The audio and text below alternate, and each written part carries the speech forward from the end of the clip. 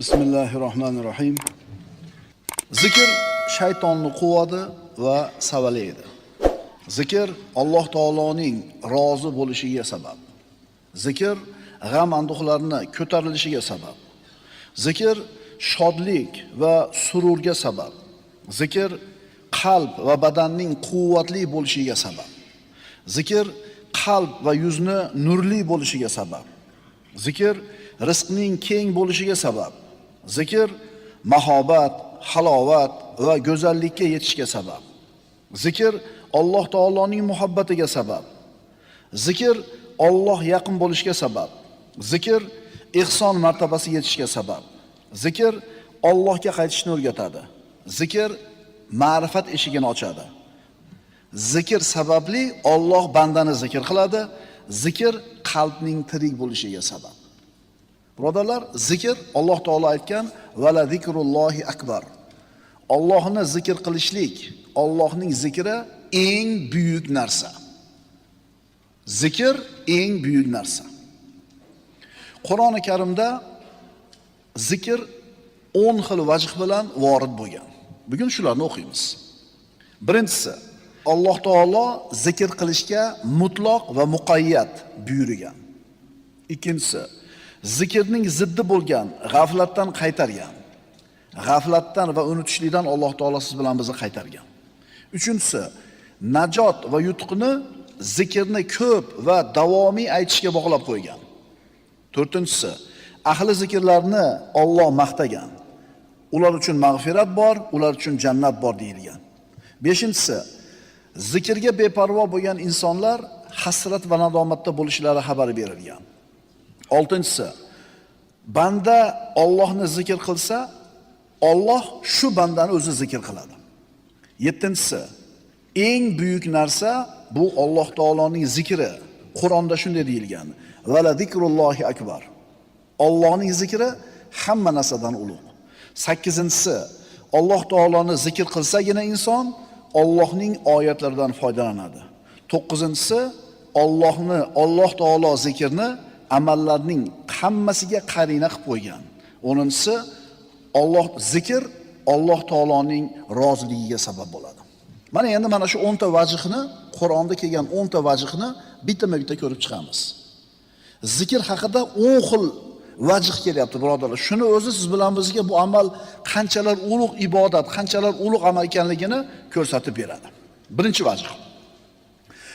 Alloh taolo zikrga mutlaq va muqayyat suratda amr qilgan. Mutlaq amr. Ya ayyuhallazina amanu zkurulloha zikron kaseera. Ey mu'minlar, Allohni ko'p zikr qilinglar. Bu mutlaq amr. Allohni eslatganki narsani gapirar ekansiz, qilar ekansiz, bu zikr bo'ladi. Tasbih aytdingiz, zikr. Qur'on tilovat qildingiz, zikr. Amr ma'ruf nahiy qildingiz, zikr. Tasbih, tahlil, takbir, bularning hammasi zikr.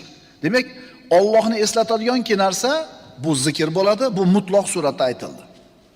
Endi muqayyat, bog'langan holda aytildi. Astagfirullah. Wadkur robbaka fi nafsika tadarruan wa hifa wa dunal jahr min al-qawl bil ghuduwi wal asal wa la takun min al-ghafilin.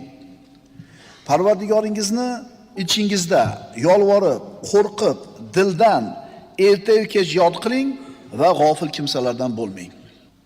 Demak, zikr oshkora bo'ladi, maxfiy bo'ladi.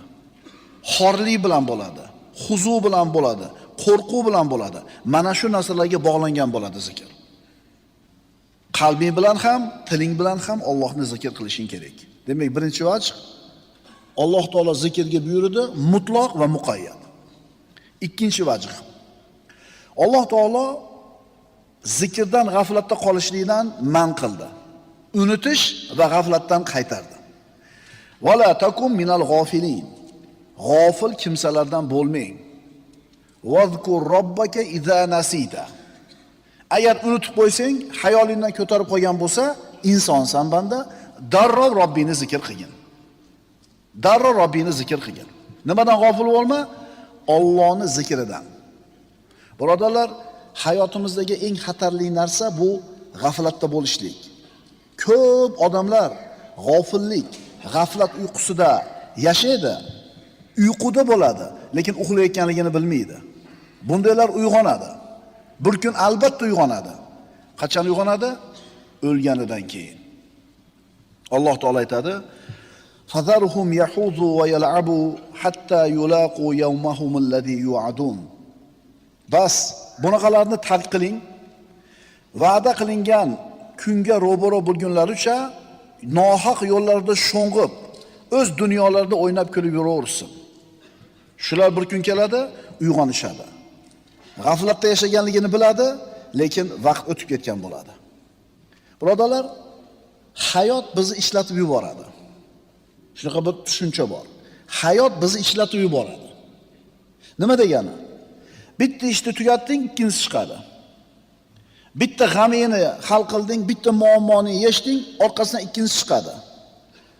Shunday qilib, muammo ketidan muammo, ish ketidan ish paydo bo'laveradi, qarabsizki, hayot o'tib ketib qoladi. Hayot siz bilan bizni ishlatib yuboradi. Agar birodar seni qilayotgan mana shu dunyodagi ishlaring, tijorating, kasbing, muomalang hamma vaqtingni egallab qo'ygan bo'lsa, Allohni zikr qilishdan to'sib qo'ygan bo'lsa, Allohni zikriga vaqting bo'lmayotgan bo'lsa, sen aniq hasrat nadomatdasan. Chunki mana shu ishlar seni g'ofil qilib qo'yapti. Namozni kech payt o'qib oladi hammasini, shomdan keyin. Bo'ladi. Endi o'qiymiz, bir ishlarimiz pensiyaga chiqqanda o'qiyman degan gap bo'lardi bir 30 yil burun. Eslayapsizlarmi shu gaplaringizni? Namoz o'qi deb enalar aytsa nima degan? 30 dan boshlayman derdi, ertaroq niyat qilganlari. 30 dan o'tganlar nima derdi? Va ana shu pensiyaga chiqqanda o'qiyman deganlar ham biz aytayotgandek g'aflatda qolgan odamlar. Birodarlar, g'aflat eng xatarli narsa. Alloh taolo aytadi: "Astagfirullah va la takunu kalladina nasulloha fa ansahum anfusahum ulayka humul fasiqun." Sizlar deyapti Alloh. Allohni unutib qo'yganligi sababli Alloh ularga o'zlarini kim ekanligini unuttirib qo'ygan kishilarga bo'lmanglar. Ana o'shalar haqiqiy itoatsiz fosiq kimsalardir. Bir qavm bor, Allohni unutuvdi, umuman unutuvdi, g'aflatda qoluvdi. Allohni unutganligi uchun Alloh ularni o'zlarini kim ekanligini o'zlariga unuttirib qo'ydi. G'arb olamini qarasangiz, u yerdagi odamlarning ayrimlari erkakka uylanyapti.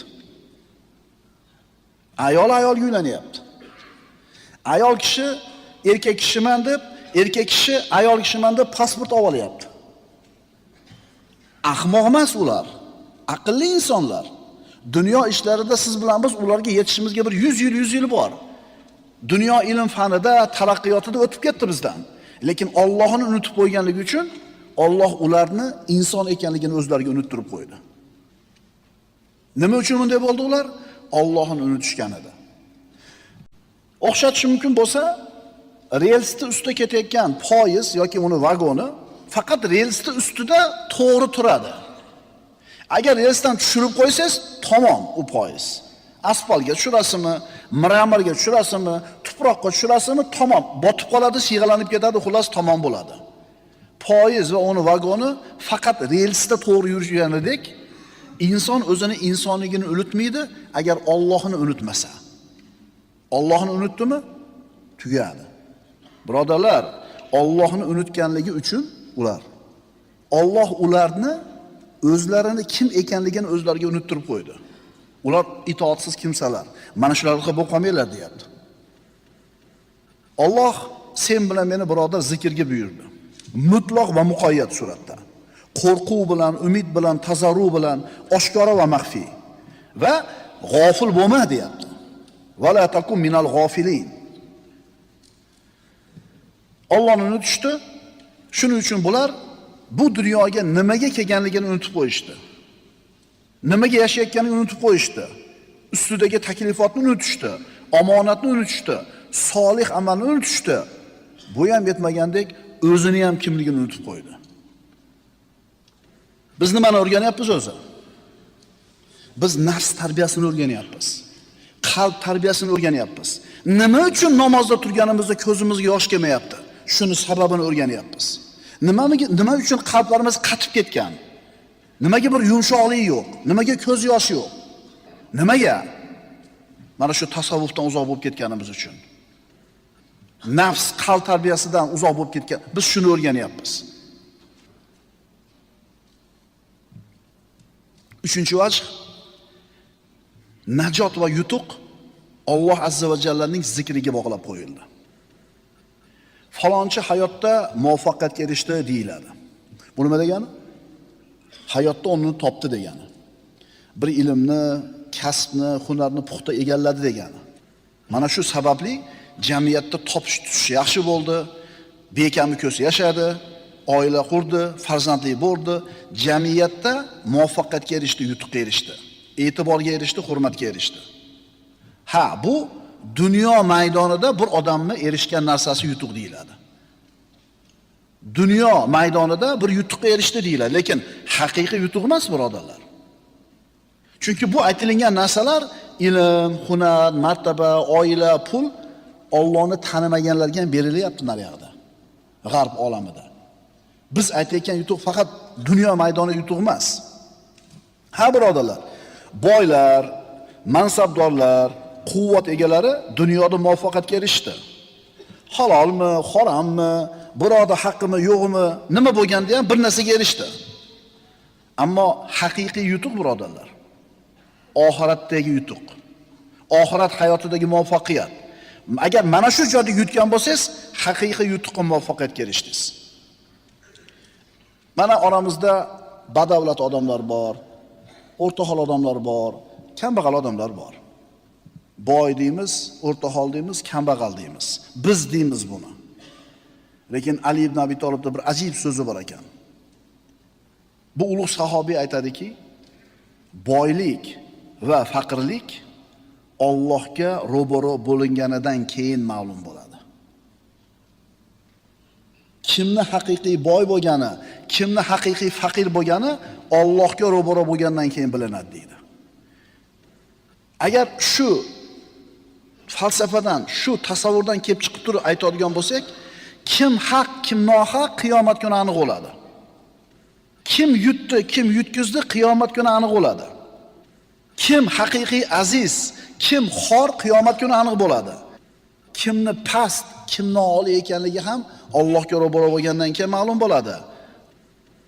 Ungacha birodarlar, dunyoda aytyapmiz-da, ona yutdi, mana yutkizdi, ona oliy, mana past, mana boy, mana kambag'al deb. Haqiqiy kulgan qachon kuladi? Qiyomat kunidagi kulgi haqiqiy kulgi bo'ladi. Falyawmallazina amanu minal kuffari yadhakun. Bu dunyoda kofirlar musulmonlar ustidan kulyaptimi? Har narsasini aytib kulyapti, masxaralab. Alloh aytayapti, falyawmallazina amanu minal kuffari yadhakun. Endi bu kunda deydi, qiyomat kunida mo'minlar kofirlarning ustidan kuladi deydi. Ana shu kulgi haqiqiy kulgi bo'ladi. Alloh ana shu kulgida kulishlikni hammamizga nasib qilsin. Agar ikki dunyoda yutuqqa erishishni istasang, haqiqiy saodatli, baxtli insonlardan bo'lishini xohlasang, birodar, Allohni ko'p zikr qil. Hatto dushmanga ro'baro bo'lganingizda, dushmandan g'olib bo'lish uchun ham Allohni ko'p zikr qilishingiz kerak. Astagfirullah. Ya ayyuhallazina amanu idza laqitum fi'atan fathbutu wazkurulloha katiran la'allakum tuflihun. Ey mu'minlar, agar dushman toifaga ro'baro bo'lsanglar, jang maydonida dushman qo'shiniga ro'baro bo'lsanglar, sobit turinglar va Allohni ko'p zikr qilinglar, shoyat g'alabaga erishsanglar. Shoyat g'alabaga erishsanglar, yutuqqa erishsanglar. Nima qilsanglar yutuqqa erishasizlar? Allohni ko'p zikr qilsanglar. Mo'g'ul tatar balosi bu insoniyat ustiga kelgan. Xususan musulmon ummatiga balo bo'lib keldi. Ya'juj Ma'juj mashlarmikin degan xayol kelib qoldi odamlarning kallasiga. Mo'g'ullarni yengib bo'lmaydi degan tasavvur kelib qoldi odamlarning kallasiga. Ana shu mo'g'ullarni shavkatini sindirgan, ularni ayni Jolut ma'rakasida mag'lub qilgan musulmon sultonlari, Sulton Bebars, Sayfuddin Qutuz.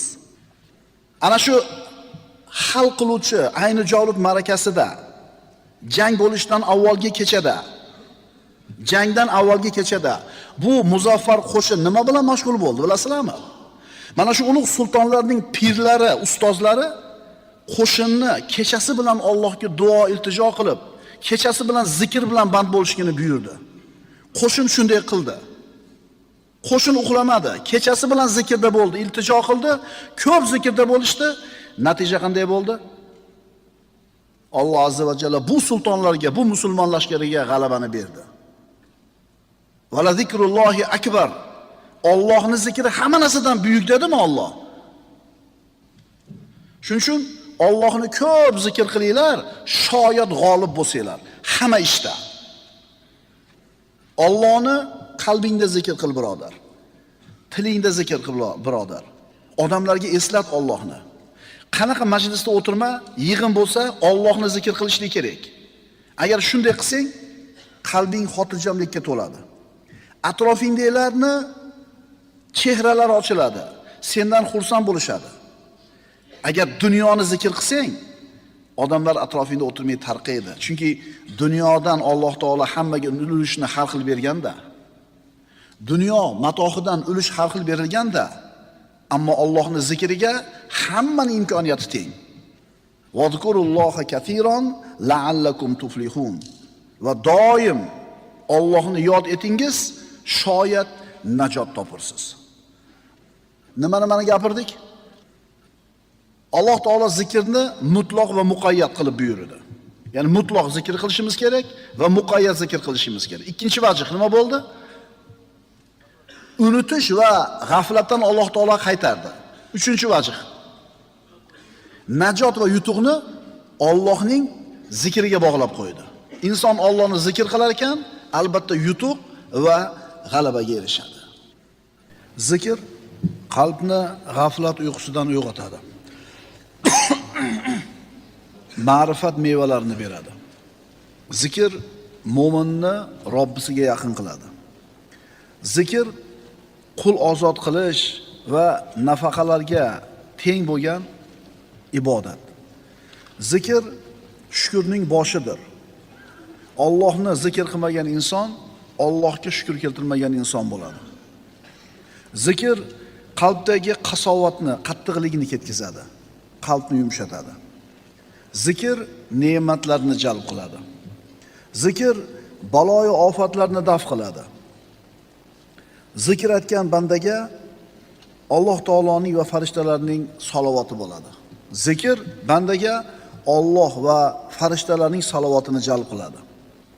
Alloh zokir bandalarini maqtaydi. Doimiy zikrda yurgan inson jannatga kulgan holida kiradi. Zikr ibodat qilishdagi eng katta yordamchidir. Zikr bandadagi quvvat va g'ayratning sababidir. Jannat hovlilari zikr bilan bino qilinadi. Zokir zikrdan to'xtasa, farishtalar ham jannatdagi hovlini bino qilishni to'xtatishadi. Farishtalar zokir uchun istig'for aytishadi. Birodarlar, zikr manzilatini o'qiyapmiz. Qur'oni Karimda zikr 10 xil vajhda kelgan dedik, 9-vajhga keldik. 9-vajh. Zikr hamma solih amallarning qarinasidir. Ya'ni solih amallarning hammasida zikr bo'lishligi kerak dedi ulamolar. Solih amal bor, yonida albatta zikr bo'lishligi kerak. Chunki Alloh taolo aqimis solata li zikri dedi. Meni zikrim uchun namozni qoyim qiling. Kishi namoz o'qisa, lekin tilida, qalbida haqiqatan Allohni eslamaydigan bo'lsa, bu namozi komil namoz deyilmaydi. Namoz bilan zikr birga bo'lish kerak. Roza bilan zikr birga bo'lish kerak. Haj bilan zikr birga bo'lishligi kerak.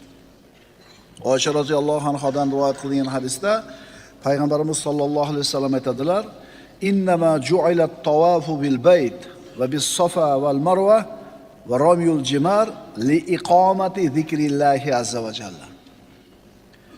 Albatta baytni tavof qilish hamda Safo va Marvada yurish, shaytonga tosh otish, Allohning zikrini qoyim qilish uchun qilindi, dedi Rasululloh sallallohu alayhi vasallam. Hajni boshidan oxirigacha bo'ladigan amallaridan maqsad Allohning zikrini qoyim qilishlik. Ya ayyuhallazina amanu idza laqitum fi'atan fasbutu va zkurulloha katiran la'allakum tuflihun. Hatto jang maydonida kofirlar bilan musulmonlar jang qilar ekan, mana shu o'rinda ham zikr bo'lishi shart. Chunki Alloh taolo aytadi: "Ey mu'minlar, kofir jamoaga ro'baro bo'lganinglarda sobit bo'linglar, sabotli bo'linglar va doim Allohni zikr qilinglar, shoyat najotga erishsanglar." Ko'ring, namozda ham, ro'zada ham, hajda ham, jihodda ham Allohning zikri talab qilinyapti. Payg'ambarimiz sollallohu alayhi vasallam aytadilar: "Sabaqal mufarridun." Imom Muslimda keltiriladi bu hadis. Mufarridlar o'zib ketdi.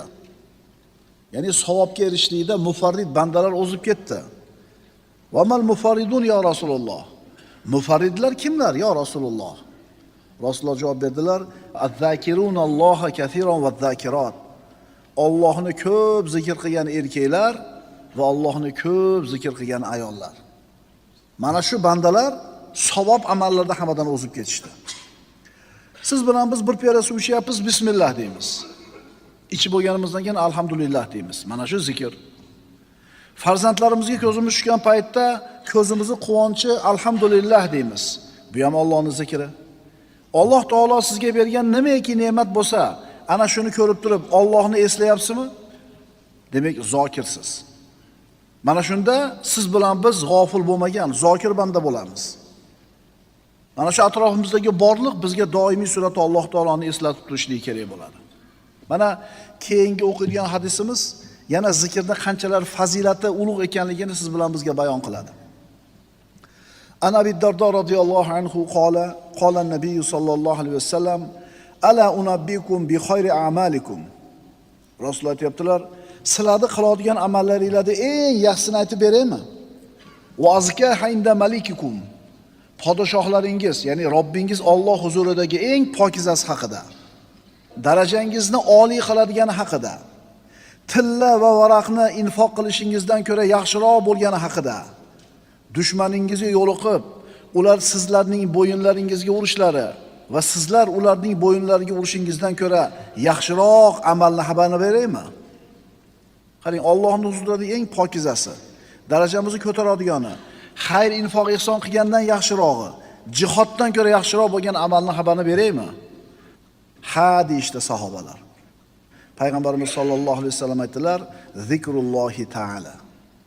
Alloh taoloning zikri. Har kuni birodarlar nafl namoz, nafl roza tuta olmaymiz.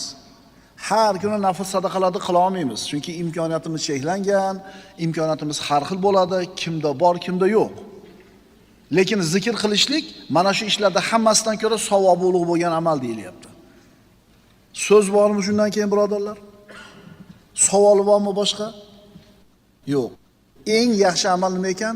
Zikr. Chunki Alloh taolo aytdi: "Va la zikrullohi akbar." Allohni zikr qilishlik eng buyuk narsa. Rasululloh mana shu zikrni fazilatini siz bilan bizga bildirib yana aytadilar: "La yaqudu qaumun yadhkurunalloha azza va jalla illa khaffathumul malaika." Bir toifa odamlar, bir qavm biror bir joyda o'tirib Alloh taoloni zikr qilishadigan bo'lsa, ularni maloikalar o'rab oladi. Va g'ashiyatuhumur rahma. Ularni rahmat qoplaydi. Va nazalat alayhimus sakina. Ularning ustiga osoyishtalik, sakina tushadi. Va zakarahumullohu fi man indahu.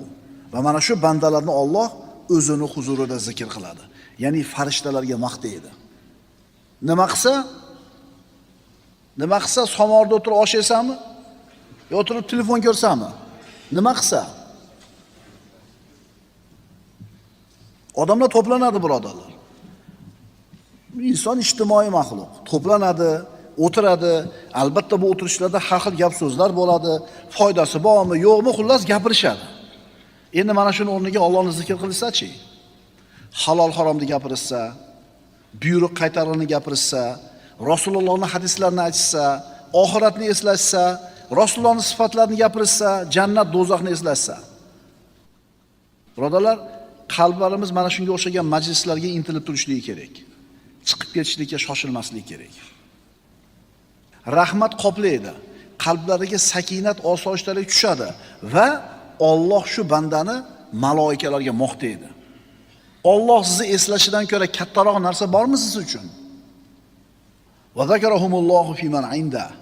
Ana shu majlisda o'tirganlarni Alloh o'zini huzurida maqtaydi. Kunlarning birida payg'ambarimiz sollallohu alayhi vasallam chiqib kelsalar masjidga, bir to'p sahobalar bir halqa bo'lib o'tirishibdi. Aytdilarki, "Ma ajlasakum?" Nimaga o'tiribsizlar? Nima sizlarni bu yerda jamladi, o'tkizdi? Sahobalar, "Jalasna nazkurulloh." O'tirib Allohni zikr qilyapmiz. Unga hamd aytyapmiz, islomga hidoyat qilganligiga va bizga qilgan inomlariga. Rasululloh ularning so'zini eshitib turib, "Rostdan ham shundan boshqa narsa uchun o'tirmadinglarmi? Sizlarni faqat Allohning zikri jamladimi? Vallohi faqat shu narsa uchun o'tiribmiz" deydi. Payg'ambarimiz aytdilar, "Faqat shu narsa uchun o'tiribsizlarmi? Boshqa niyat yo'qmi?" Albatta Jabroil kelib menga xabar qildiki, Alloh sizlarni maqtayapti ekan. Alloh sizlarni maqtayapti ekan. Nimaga kelib o'tiribmiz bu yerda, birodarlar? Suv ichgani keldikmi? Boshqa niyat yo'q-a? Qur'onni eshitamiz, namoz o'qiymiz, ilm majlisida qatnashamiz, Allohni zikr qilamiz deb keldikmi? Boshqa niyat yo'qmi? Demak, Alloh bizni ham maqtayapti, birodarlar. Shuning uchun birodar, o'tirding birov bilan, oshnangmi, qo'shningmi, kim? Allohni gapirsang, ilmni muzokara qilsang, Allohning oyatlarini gapirsang, Muhammad alayhisolamning sunnatini gapirsang, xursand bo'l. Mana shu bashorat sen haqingda ekan. Demak, inson bir majlisga yeyish uchun emas, bir kulib maza qilib kelish uchun emas, avtoritet olish uchun emas, biron bir dunyo maqsadi uchun emas, Allohning zikrida boradigan bo'lsa, Alloh maqtagan bandalar qatorida qo'shiladi. Payg'ambarimiz sollallohu alayhi vasallamning huzuriga bir to'p kishilar kelishdida, shulardan bittasi aytdi: "Ya Rasululloh, inna shara'il islam qad kasurat alay." Ya Rasululloh, shariati islomiyaning ishlari, buyruqlari, amallari menga ko'plik qilyapti. Fa akhbirni bi shay'in atashabbasu bihi. Menga bitta ishni o'rgating, mahkam ushlay shuni. Ko'payib ketdi, hammasini qila olmayapman, bittasini tavsiya qiling, shuni mahkam ushlay. Rasululloh aytdilar: "La yazalu lisanuka ratban min zikrillah." Tiling doimo Allohning zikri bilan nam bo'lsin.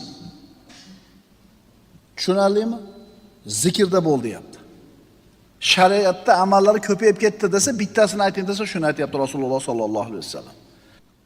Shuning uchun o'zimizdan chiqmasin, birodarlar. Doim zikrda bo'laylik. Alloh jonimizni olayotganda ham zikrda bo'lamiz. Chunki inson nima bilan yashagan bo'lsa, nima bilan hayotini o'tkazgan bo'lsa, Alloh shuni ustida uni jonini oladi. Agar bir banda taqvoda, itoatda, ibodatda yashagan bo'lsa, jonini olayotganda ham shu holatda bo'ladi. Sajdada turganida jonini oladi, tahorat qilayotganda jonini oladi, tilovat qilayotganda jonini oladi, ilm majlisida turganda jonini oladi. Bir onaxonni aytib berishgan edi, tahorat qilib o'tirib, 70 dan o'tgan, tahorat qilib o'tirib, shunday suyanib qolyapti deydi. Borsa, Alloh taolo omonat topib qo'yibdi. Tahorat ustida ketdi. Bir shayx minbarda o'tirib masjidda dars beryapti-da, gapirib turib, bosh aylanib ketib, og'ib ketib, to'g'rilab oldi-da, ikkinchi marta gapirayotganda dars aytib o'tirgan joyida Alloh taolo jonini olib qo'ydi. Kim nimani ustida yashasa, shuni ustida jon topshiradi. Shuni ustida vafot etadi. Endi kim nimani ustida vafot topgan bo'lsa, shu narsani ustida qiyomatda tiriladi. Shuning uchun zikr bilan tilimiz doim ovora bo'lsin, doim zokirlardan bo'laylik. Shoyat oxirgi lahzamiz kelganda la ilaha illalloh deganimizda Alloh jonimiz olsin. Chunki Rasul aytganlar, kimni oxirgi aytgan so'zi la ilaha illalloh bo'lsa, jannatga kiradi deganlar. Yana bir rivoyatda payg'ambarimizdan so'rashdi: "Odamlarning eng yaxshisi kim?" Qaysi odam eng yaxshi odam? Rasululloh aytdilar: "Man tola umruhu va hasuna amaluhu." Umri uzun bo'lgan va amali chiroyli bo'lgan inson odamlarning yaxshisi. Ikkinchi so'radi. Shariatni taklifotlari ko'payib ketdi. Fababun natamassaku bihi jami'un. Ikkinchisi aytdiki, bizga bir bobni eshigini ko'rsating, uni mahkam ushlaylik, u hamma yaxshiliklarni jamlovchi bo'lsin. Hamma yaxshilik bo'lsin. Bitta eshikni ko'rsating, shuni mahkam ushlaymiz. Rasululloh aytdilar: "La yazalu lisanuka ratban min zikrillahi ta'ala." Tiling doim Allohning zikri bilan nam bo'lsin.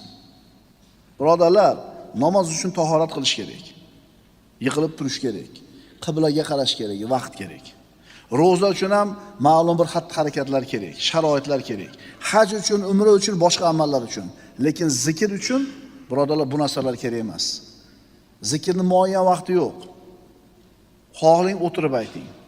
Xohlang yurib ketayotib ayting. Xohlang yotib olib ayting. Faqat ayting zikrni. Chunki sabaqal mufarridun. Mufarridlar o'zib ketishdi. Savobli amallarda. Kimlar edi ular? Allohni ko'p zikr qilgan erkaklar bilan ko'p zikr qilgan. Sen birodar qilishing mumkin bo'lgan eng ulug' amal bu Allohning zikri. Sen Allohni zikr qilding, demak Allohga bog'landing. Mana shu bog'lanish, Allohga bog'lanishlik. Hamma ibodatlarning cho'qqisi. O'zi hamma amallarimizdan maqsad Allohga bog'lanish. Zikrdan maqsad ham Allohga bog'lanish. Namozdan maqsad Allohga bog'lanish. Hajdan maqsad Allohga bog'lanish. Ro'zadan maqsad Allohga bog'lanish. Zakotdan maqsad Allohga bog'lanish. Ko'zni haromdan tiyishdan maqsad nima? Allohga bog'lanish. Halol haromdan ajratishlikdan maqsad ham Allohga bog'lanish. Hamma ishlarimizdan, hamma ibodatlarimizdan ko'zlangan yagona maqsad Allohga bog'lanish. Endi sen zikr qildingmi? Demak Allohga bog'landing. An ibn Amrin qala qultu ya Rasululloh ma g'animatu majlisi zikr. Abdulloh ibn Amrdan u kishi aytadi: "Ya Rasululloh, zikr majlisining g'animasi nima? Zikr majlisining mukofoti nima?" Rasululloh aytdilar: "G'animatu majlisi zikri al-janna." Zikr majlisining mukofoti jannat. Bir odam bilan muomala qilding, qarasang, oliyjanob inson ekan. Undan vafoni ko'rding, hayoni ko'rding, omonatdorlikni ko'rding, muloyimlikni ko'rding, rahmatni ko'rding. Bir ajoyib odam ekan. Bu nimani belgisi? Bu qanaqa inson? Nima uchun unda bu sifatlar bor, bilasizmi? Demak, bu kishini Allohning zikri bo'ladigan ilm majlisi bor. Zikr majlisidan ulushi bor. Ilm majlisidan ulushi bor.